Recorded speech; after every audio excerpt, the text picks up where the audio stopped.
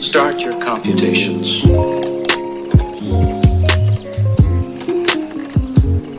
Halo teman-teman semua, perkenalkan kami dari kelompok 4 mata kuliah perkembangan hewan. Kami berasal dari Universitas Nusa Cendana Kupang, program studi biologi, Fakultas Sains dan Teknik. Pada kesempatan kali ini, kelompok kami akan melakukan praktikum mengenai pengamatan karakteristik telur yang dilakukan pada 4 jenis telur. Yang pertama yaitu telur puyuh, yang kedua yaitu telur ayam boiler, yang ketiga yaitu telur bebek, dan yang keempat yaitu telur ayam kampung.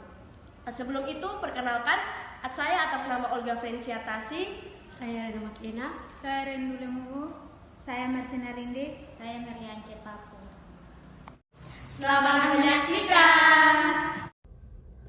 Telur adalah salah satu bahan makanan asal ternak yang bernilai gizi tinggi karena mengandung zat-zat makanan yang sangat dibutuhkan oleh tubuh manusia, seperti protein dengan asam amino yang lengkap, lemak, vitamin, mineral, serta memiliki daya cerna yang tinggi.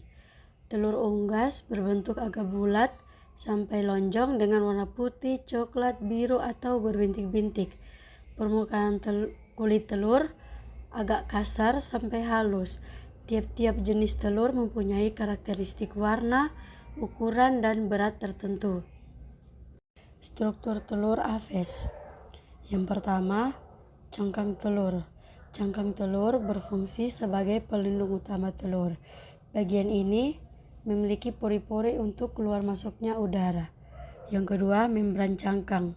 Membran cangkang merupakan selaput tipis di dalam cangkang telur. Pada salah satu ujung telur, selaput ini tidak menempel pada cangkang sehingga membentuk rongga udara. Yang ketiga, rongga udara. Rongga udara ini berfungsi sebagai oksigen bagi embrio. Yang keempat, keping germinal atau zigot atau sel embrio, merupakan calon individu baru. Yang kelima, kuning telur atau yolk adalah cadangan makanan bagi embrio. Yang keenam, putih telur atau albumin, berfungsi sebagai pelindung embrio dari goncangan dan sebagai cadangan makanan dan air. Yang terakhir, kalasa atau tali kuning telur, berfungsi untuk menahan kuning telur agar tetap pada tempatnya dan menjaga embrio agar tetap berada di bagian atas kuning telur. Faktor-faktor yang mempengaruhi kualitas telur. Yang pertama, penyakit. Beberapa jenis penyakit ayam seperti ND atau Newcastle disease dan infeksi bronkitis dapat menimbulkan abnormalitas pada kulit telur. Bahkan penyakit tersebut juga menimbulkan penurunan kualitas pada putih telur dan kuning telur. Yang kedua, suhu lingkungan induk. Suhu yang panas akan mengurangi kualitas putih telur dan mengurangi kekuatan maupun ketebalan kulit telur. Hal ini disebabkan oleh penurunan nafsu makan pada ayam sehingga zat-zat gizi yang diperlukan tidak mencukupi. Suhu yang diperkenankan maksimal mencapai 29 derajat atau 80 derajat Fahrenheit. Faktor yang ketiga, pakan.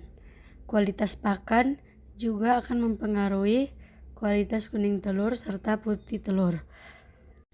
Faktor yang keempat yaitu suhu penyimpanan telur. Suhu optimum penyimpanan telur antara 12 sampai 15 derajat Celcius dan kelembapan 70-80%.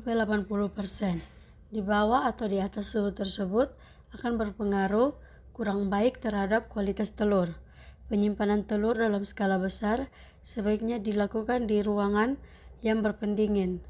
Jika tidak terdapat pendingin, dalam ruang penyimpanan dapat diletakkan ember berisi air yang berfungsi untuk menjaga kelembapan ruangan. Dengan cara ini, penguapan cairan di dalam telur dapat dikurangi. Faktor yang kelima yaitu lamanya penyimpanan. telur memiliki kelemahan yaitu mudah rusak selama penyimpanan yang disebabkan oleh adanya mikroba yang mengkontaminasi telur.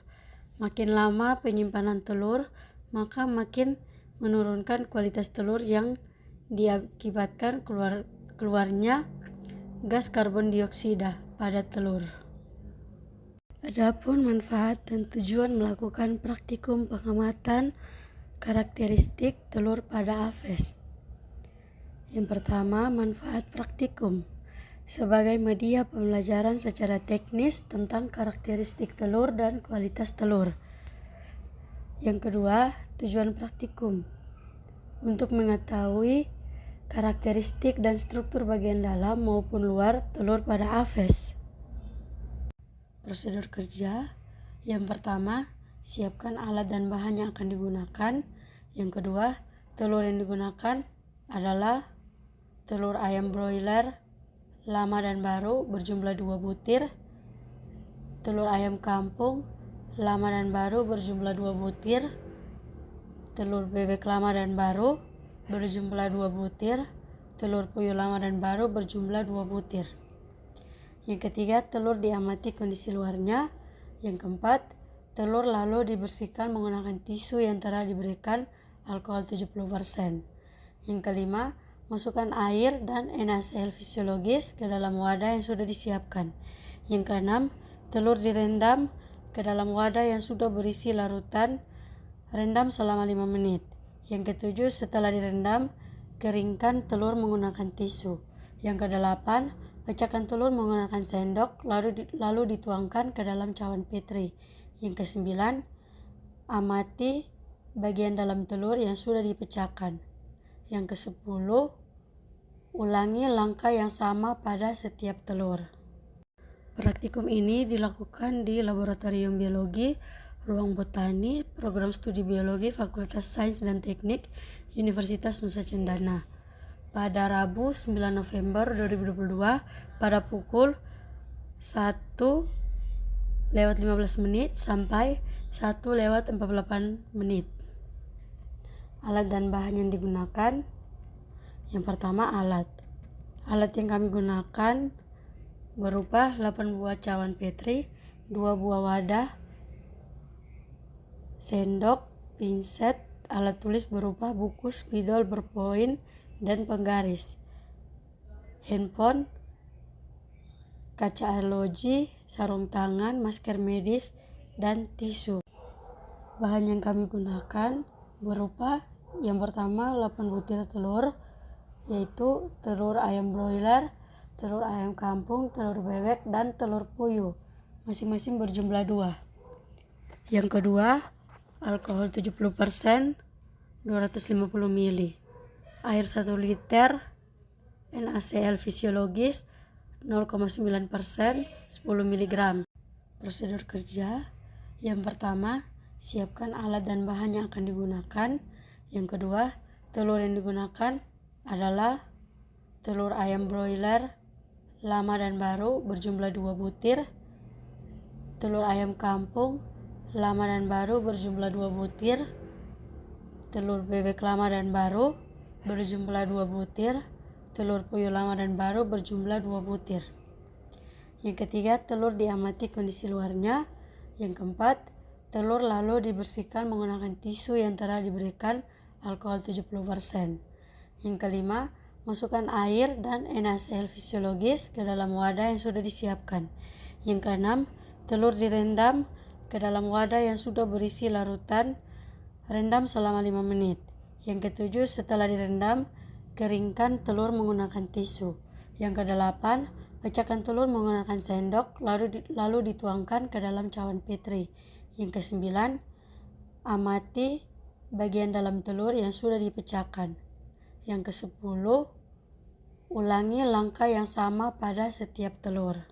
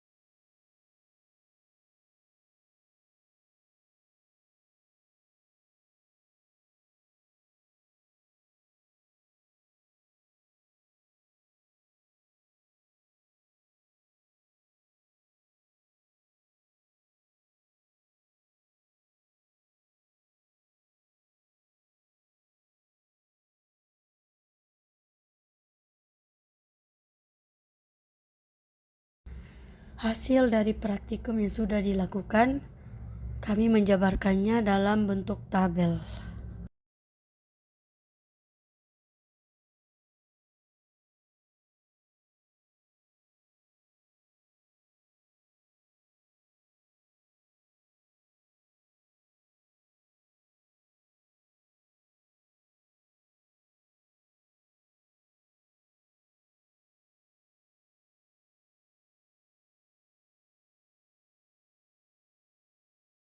Setelah melakukan praktikum ini, didapatkan hasil pengamatan dari masing-masing telur unggas. Telur unggas memiliki karakteristiknya masing-masing. Bisa dilihat pada tabel sifat fisik telur, terdapat perbedaan warna cangkang. Perbedaan warna cangkang pada telur unggas disebabkan oleh adanya penambahan pigmen pada kerabang selama ada di uterus yang memberikan warna kulit menjadi putih, kecoklatan, kehijauan atau bintik-bintik hitam yang berkorelasi dengan pernyataan dari Suprijatma tahun 2005 mengenai warna telur adalah warna kerabang telur tersebut. Pigmen yang dihasilkan di uterus pada saat kerabang diproduksi bertanggung jawab pada warna. Ada dua pigmen utama yang paling berperan, yaitu porfirin yang berasal dari hemoglobin yang responsif untuk menghasilkan warna kulit telur yang kecoklatan itu. Kemudian sianin yang responsif untuk menghasilkan warna kulit telur biru atau hijau.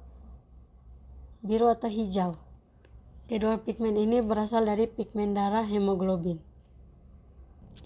Tekstur telur yang kami amati semuanya keras, karena bagian luar telur terdapat cangkang telur.